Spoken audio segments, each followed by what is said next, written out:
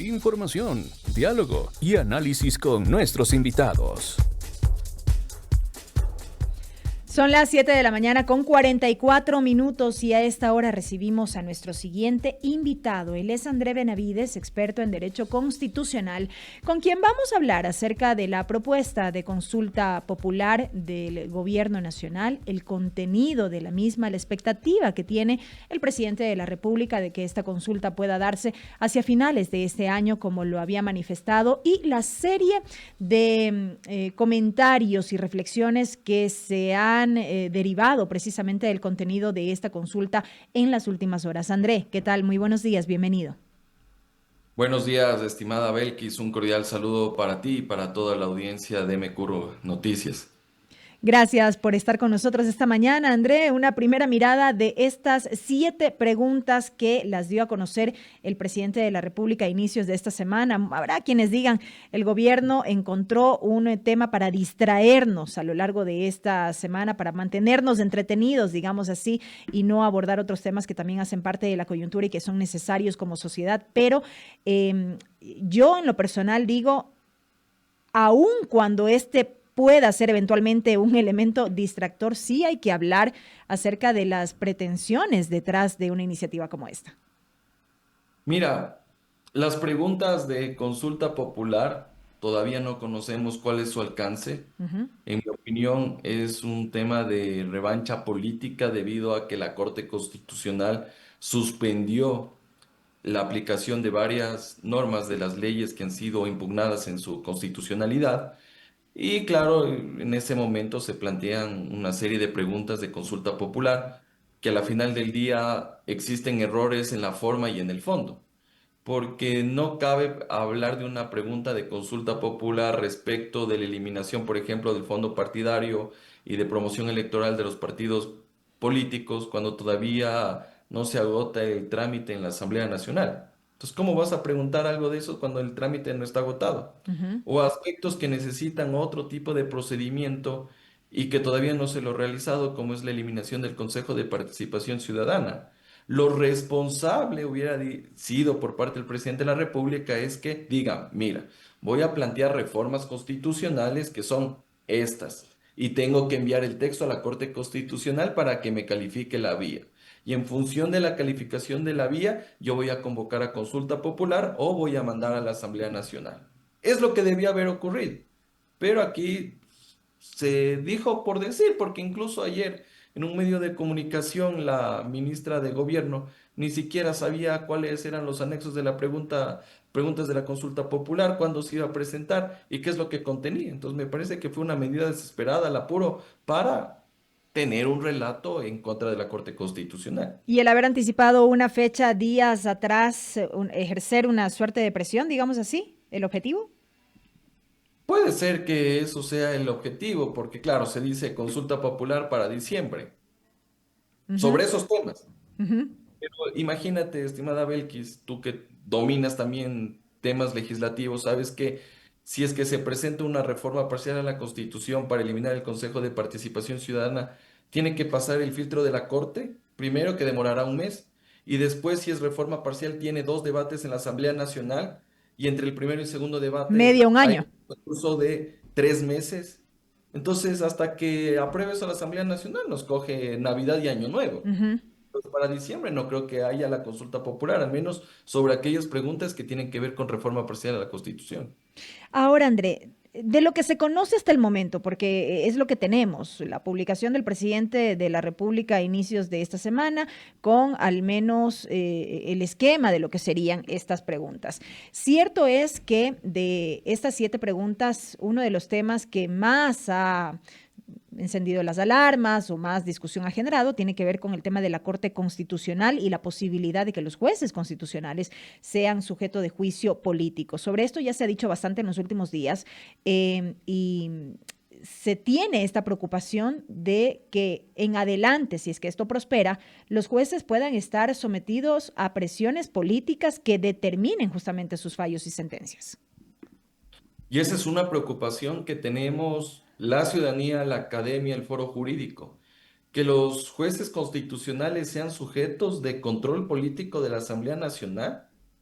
cuando a duras penas nuestros asambleístas recién están aprendiendo a leer y escribir, y algunos incluso a hablar, van a hacer control político de las sentencias de la Corte Constitucional.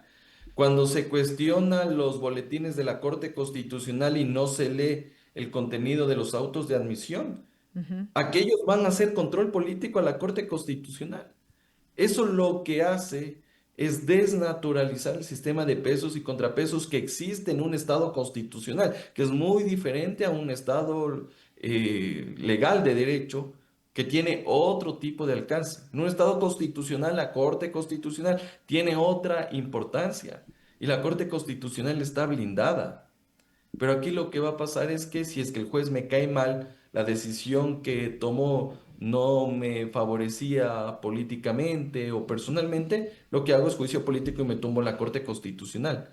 Eso compromete la independencia de la Corte Constitucional. Y aquí vamos a ver que los jueces ya no van a actuar en derecho, sino en función de desafectos y afectos políticos, todo para evitar que sean censurados y destituidos por parte de la Asamblea Nacional. Es tan cierto, André, como ha dicho el gobierno y las diferentes autoridades, que los jueces constitucionales no tienen ningún tipo de control o sanción por determinadas actuaciones. Eso es falso. Es falso. Tampoco aquí se puede venir a decir que la Corte Constitucional tiene corona y que está sobre el bien y el mal, sobre la Constitución y la ley. Los jueces de la Corte Constitucional también tienen responsabilidades. Si es que han cometido algún delito, tienen la vía para ser procesados ante la Corte Nacional de Justicia. Si tienen que ser cesados y removidos, existe un mecanismo de autodepuración en la propia Corte Constitucional. Si han cometido algún tipo de delito, pueden ser investigados y llevados a un proceso penal por parte de la Fiscalía General del Estado. Si es que han hecho algún uso indebido de recursos del Estado, pueden ser glosados por la Contraloría General del Estado. Si están moviendo plata y lavando dinero, pueden ser investigados por la UAFE. Así que decir que no tienen ningún tipo de control, eso es falso, es incorrecto. Ahora bien, André, hay una sentencia de la Corte Interamericana de Derechos Humanos que se emitió en su momento a propósito de uno de los casos tratados en donde ya se hace referencia en lo contraproducente, digamos así, que resulta que los jueces sean sometidos a este procedimiento de control político por parte de la Asamblea Nacional. Siendo que existe este precedente, esta pregunta, en los términos que ha sido planteada, más allá de que no conozcamos los anexos de momento, ¿puede prosperar en la Corte Constitucional? En los términos que se ha planteado, así en blanco y negro. Y aquí no es porque algunos han de decir, porque defiendo la Corte Constitucional, he de decir que es Asamblea Constituyente. No, yo soy objetivo. Y si algo Ujú. me caracteriza es que digo las cosas que son claras. Si usted quiere llevarle a juicio político a la Corte Constitucional, la vía es reforma parcial a la Constitución. Es lo que se debe decir. Ujú. Ya, aquí no es ni enmienda ni asamblea constituyente, es reforma parcial a la Constitución. Ahora, siguiendo lo que tú mencionas, estimada Belkis, sobre estas sentencias de la Corte Interamericana de Derechos Humanos, ¿es posible seguir juicio político a autoridades judiciales? Sí, sí es posible, pero bajo determinadas causales tasadas. Es decir, que tú no puedes seguir un juicio político a la Corte Constitucional respecto de sus decisiones jurisdiccionales. Lo que tú puedes hacerle es juicio político porque ha cometido cohecho, peculado, enriquecimiento ilícito, tráfico de influencias, etcétera, etcétera. Por eso sí puedes hacerle, Ujú. ¿ya? Pero si vas a hacerle por incumplimiento de funciones, como dicen algunos asambleístas trasnochados, que no han leído las sentencias de la Corte Interamericana, eso supondría que, incumplimiento de funciones, presenté la demanda, la ley de garantías me dice que en 45 días tiene que ser resuelto, bueno, incumplimiento de funciones, me la tumbo a la Corte Constitucional. No, aquí se trata sobre causales específicas que principalmente tienen que ver con delitos y delitos contra la administración pública. Dejemos de lado la Corte Constitucional y vamos con otro aspecto también que ha sido propuesto como parte del contenido de la consulta y tiene que ver con la reducción del número de asambleístas. Un tema del que se habla no de ahora, sino desde hace mucho tiempo. Ha sido la intención de varios candidatos en su momento, en tiempos de campaña, y ahora se insiste en este tema a través de esta consulta popular. Se ha dicho que con eso, con los recursos que se ahorre el Estado por el pago de legisladores, en este caso, se priorizará el destino de esos recursos para otros aspectos necesarios para el país. A mí me queda la duda, y me queda la duda porque ya ha existido otros antecedentes, como el incremento del IVA, el ofrecimiento de que eso sea usado para temas de combate a la delincuencia y demás, de violencia en el país, y sobre eso no siento que veamos resultados contundentes. Pero más allá de aquello, ¿qué decir sobre esta intención de reducción de legisladores? Vamos por partes. Primero, que en una democracia se debe garantizar la representatividad y la representatividad de los diferentes sectores de la sociedad y también del ámbito territorial. Punto uno. Punto dos, que tengas un número reducido de asambleístas no te garantiza la calidad de sus actuaciones. ¿De acuerdo? Ni Ujú. tampoco por tener más asambleístas va a ser mejor la legislación.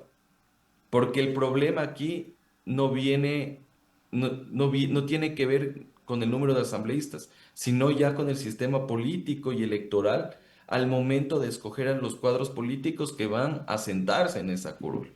¿De acuerdo? Ujú. Tercero, es importante también tomar en cuenta que el discurso, ese falso discurso de decir que aquí se va a ahorrar un billete, que se va a utilizar para esto, para el otro. Bueno, si uno revisa el presupuesto general del Estado, de todas las funciones del Estado, la que menos recibe presupuesto es la Asamblea Nacional. Inclusive, yo me atrevería a decir, preferible persigan lo de Progen y recuperen los 120 millones de dólares que se han llevado, que en realidad lo que puede ahorrarse por la Asamblea Nacional. Me parece que el presupuesto de la Asamblea Nacional llega a los 4 o 6 millones de dólares. ¿De acuerdo? Y Ujú. reduciendo que llegaremos a los 3 millones. Entonces aquí tenemos que ver que en realidad aquí no depende del número, sino depende del sistema político y electoral que pueda lograr tener los mejores cuadros políticos en la Asamblea Nacional. Y con una pregunta de estas características no se resuelve aquello. Lo último, André, aprovechando estos pocos minutos que nos quedan, el Consejo de Participación Ciudadana y la propuesta nuevamente de su eliminación. Totalmente de acuerdo. Ujú. Esa es una pregunta que me parece que es potente y es algo que pedía la ciudadanía y que ya no había cómo hacerse loco respecto de aquello. Hay que eliminar el Consejo de Participación Ciudadana, que ha sido una oficina trasera de Carondelet y de la Asamblea Nacional para adquirir compromisos y devolver favores políticos. Y que Eso estas tiene, facultades de designación, perdón, de autoridades pase en este caso a manos de la Asamblea Nacional, por ejemplo, y otras es que, instituciones. es que tiene que ser así. Ujú. Eso es parte de un régimen presidencialista, republicano. En todo estado que tiene un régimen político presidencialista, es lo que ocurre. La Asamblea Nacional es el que nomina a las autoridades y el presidente las escoge, o viceversa, el presidente envía ternas y la Asamblea escoge.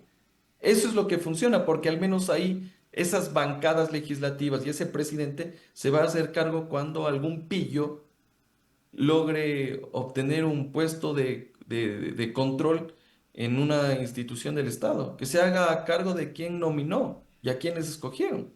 Y yo creo que este es el sistema, no puedo decir que es el sistema más perfecto, pero sí puedo decir que es el método, el mecanismo menos imperfecto de lo que existe en una democracia. El tema de escoger a las autoridades de control a través de la Asamblea Nacional. Lo último, en 30 segundos, André, sobre ese mismo tema, la vía para eliminar el Consejo de Participación.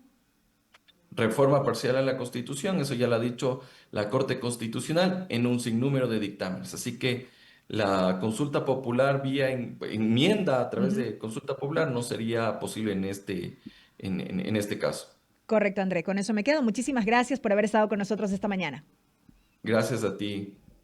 Un buen día. André Benavides, experto en Derecho Constitucional, haciendo un análisis, reflexionando en torno al contenido de las preguntas anunciadas por el presidente de la República en torno a esta eventual consulta popular que tendríamos aquí en el país. Son las 7 de la mañana con 58 minutos, amigos.